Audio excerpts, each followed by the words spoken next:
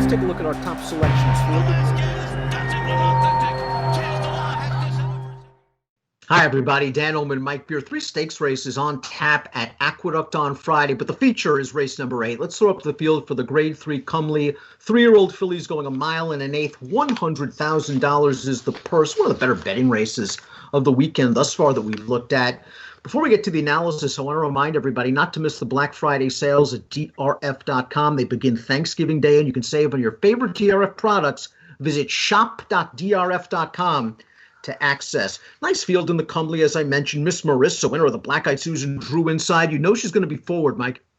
Yeah, got great tactical speed from a great post, and she comes into this race, Dan, 3 straight wins, 2 of them over this distance, and with the top 2 buyers in the field. There's plenty to like here. She's the number 1 for Jimmy Ryerson. As we take a look at the Timeform U.S. pace projector, she is expected to be close to the pace. I wonder if Gale can make the front on this field, as Timeform U.S. expects. Made her dirt debut last time out in an off-the-turf race, just blew that field away on the lead. It might be tougher to make the lead. It's obviously a tougher spot, but they spent a lot of money on this filly, and she's got some talent. Yeah, I mean, she's won 2 in a row. They're both blowout wins, one on turf, one in a race that was rained off the turf. We'll see, Dan. I mean, to me, she has an awful lot to prove, and there is speed to her inside. I'm not so sure she's just going to clear off. Let's watch Miss Marissa, who's really improved since switching back to dirt for Ryerson. Let's watch the Black-Eyed Susan. Daniel Centeno got this filly up close to a solid pace, but I think the key to this race was that the favorite and the horse they all had to beat, Bonnie South, had to come from left field. And Miss Marissa just had a tremendous tactical advantage on Bonnie South. That being said, she's very, very game to win with a 92 buyer speed figure. One of the horses she beat, the 7th place finisher, came back to a 101 buyer speed figure in New York against Statebreds, and Bonnie South runs earlier this week on Thanksgiving. Yeah, I mean, this filly ran well last time. I mean, even if you're right and Bonnie South was best in that race, even if this horse had gotten nailed on the wire, Dan, I still think she ran a good race that day. I mean, she's in very good form right now. She's supposed to get a great trip in this race. And it'll be interesting to see how they bet it, Dan, because David didn't make her the morning line favorite. Personally, I think she deserves to be the favorite in this race. 20-1 2-back, 10-1 last time. She'll be shorter this time, but she might not be the favorite. And that's a good point, because you're right. She always seems to offer a little bit of value on the tote. And again, maybe because Jimmy Ryerson and Dylan Davis, boy, they do a great job with their horses. Dylan was aboard for Miss Marissa's win 2 starts back. Let's watch Toned Up's last race at Belmont. Starter $50,000 allowance, muddy track, not a great field. But this horse now makes it 2 in a row. She's going to have to improve against tougher horses. Obviously, has to run faster. Yeah, I got to improve quite a bit, I think, to beat this field. I understand why they may feel like it's the right time to take a shot, Dan. She wants distance. The 2 turns is no problem, and she has won 2 races in a row. So they're going to try and strike while the iron's hot, but she better improve by a lot.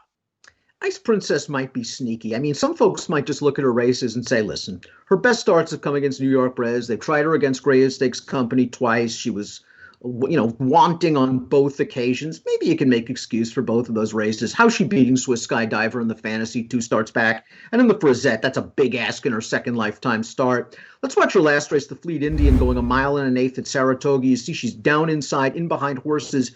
Making sense who's in this race is going to get up. I think this is a pretty good effort for Ice Princess, whose buyers are a little bit light. She's a little bit slow, but I agree with you. I feel like she ran pretty well last time, and in some ways, I don't think it's that hard anyway to make the argument that she ran the best race that day. She's okay. I think the distance is fine for her. We'll see what kind of trip she can get, because I do feel like she doesn't want to get too far away early in this race, and if the pace is fast, that's certainly a possibility. I mean, she's far from impossible, Danny. She's a great price on the line. 2 sprints to a route for the 4, My Sweet Wife, who just found herself on the dirt. She's a perfect 2 for 2 on the main track. Both races, however, the off-the-turf variety, including this performance on October the 3rd. I thought she ran well in this race. You see her get off the rail. She's going to run down a horse that got a jump on her, Sweet Kisses. She's certainly bred to go longer. It's a giant jump up in class. Yeah, it'll be interesting to see what she does there, because I personally, when I look at this race, and I feel like the 3 shorter prices on the morning line stand out a little bit. I mean, they seem like the 3 right horses in here, but of the other horses, of the outsiders, this was the only one that I was interested in. I realized that her 2 dirt races are off the turf. They're both sprints, all that kind of stuff. I think she ran really well in both of those races, though. I think she's improved on dirt. I think she's interested in here at a price. 5 Thankfuls coming into this race off a 2-month layoff for Todd Pletcher. Source cost a lot of money as a yearling, as a daughter of American Pharaoh. Let's watch her race last time out. Pre-game performance. She was up close, I thought, to a solid pace. Mrs. Danvers, the Grays, also in this race, kind of dropped down to the inside. Thankful's going to fend them all off, and from a buyer standpoint, what a big jump up. 17-point improvement for Thankful going the one-turn mile, and her race at Saratoga was pretty nice, going 2 turns, 2 back. Yeah, good effort last time where she just got a good trip, right up there, tracking the pace the entire way, took over. And I like the way that she held on at the end. It was very game to hold on there with a big new top buyer. And you're right, 2 starts back. She showed that she can get this distance when she broke her maiden. And she stumbled at the start that day. I mean, she ran a little bit better than it looks. Mrs. Danvers is a horse that always had a little hype around her, and she got injured after her second lifetime start at 2. And I wonder if, that was kind of the turning point of her career. Maybe blinkers on is the key.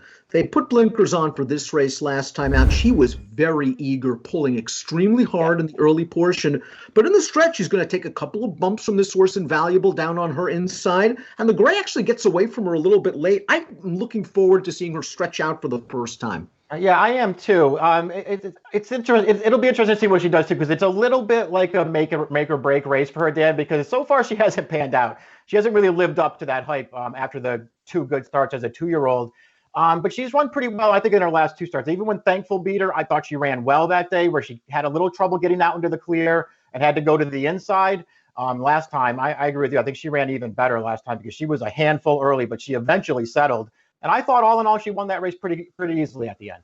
Personally, I think Making Sense is going to make the lead in here, as she did in the Fleet Indian 2 starts back. Now, she just easily controlled that pace. We saw that replay when we discussed Ice Princess. That was a nice, easy trip for her. She kind of threw a fit behind the gate in the Empire Distaff, and then the pace was a lot faster, going a 1-turn mile in a 16th. She ran okay. I mean, Mrs. Orb came out of that race really improved, running second in the Turn Back the Alarm, a graded race with a 91 buyer. Like several others in this race, they're lightly raced. They can improve. They're going to have to improve. Their buyers are light. They are light. She ran okay last time. I respect that she won at 9 furlongs at Saratoga in that Fleet Indian, but I still would rather have Ice Princess out of that Fleet Indian, Dan, and not this horse. Here's Gail, the number 8, a $450,000 2-year-old in training. She's won her last 2 starts by blowout margins, including this race at Laurel on November the 5th. Now, this race I thought was contested over an inside speed favoring track. Gail probably need any help. I think she got as loose as she wanted to be. And just look at her draw away in the stretch. Sheldon Russell even drops the whip in the lane. It doesn't matter. Gail wins by a country mile. It's also a country mile's difference in class between the horses she beat in that race and the one she's facing here. Yeah, I guess we'll see what happens. She earned a figure for that win last time that suggests she's competitive here. I want to see her do it. I was not really taken with that win last time when I just watched it visually. I respect her trainer quite a bit. She gets Ortiz. She's got some speed. I want to see her do it, though. I don't really like this horse. Speaking of respecting trainers, I mean, we both respect Michael Stidham. He does a great job with his horses. Why is Pure Rhythm in here? He must think Pure Rhythm could step on the dirt, because this is a horse who's done all of her damage on the turf.